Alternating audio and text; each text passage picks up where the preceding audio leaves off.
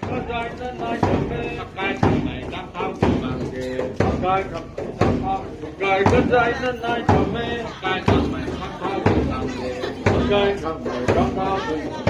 kề cuối cái băng thao hề cái băng cục đang lâu lâu khi cam thao thì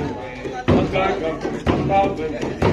cuối cái băng thao hề cuối cái băng thao hề đang lâu lâu khi cam thao thì bằng kề đang lâu lâu khi cam thao thì Sunday today, phải có người ngắt các bài các thao quên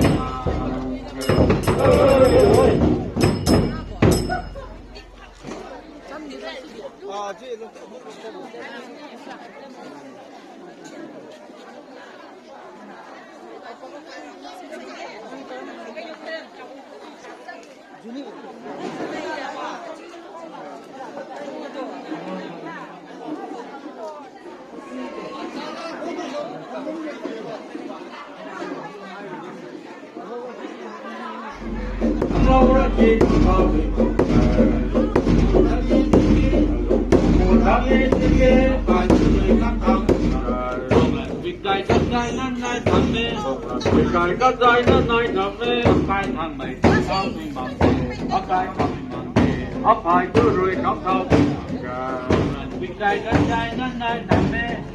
cày cắt dài nên nay thằng mê cái thằng mày sao mình bằng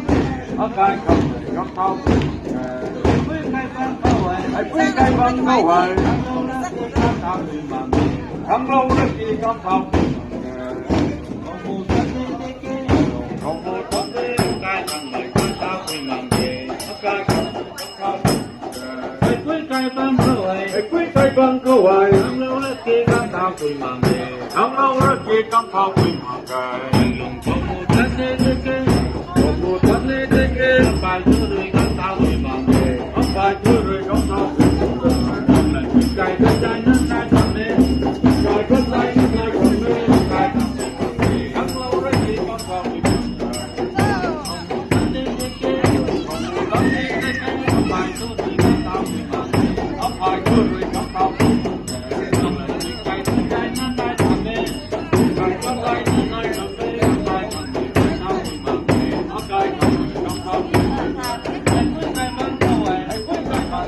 cái thằng